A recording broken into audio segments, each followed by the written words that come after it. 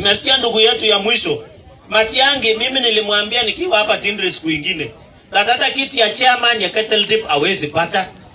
Mimi I want to request the EACC to summon Fred Ogengo Matiangi to appear before EACC to answer violation on chapter 6 on leadership and integrity, the Ethics and Anti-Corruption Act and Economic Crimes Act, because section 23 is crystal clear that as a public servant and a cabinet secretary, you are not supposed to do politics. It is as clear as that. I want to challenge the EACC to do their job.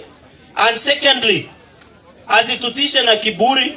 Hii Kenya watu wamekuwa minister of interior, wamekuwa minister ya nani?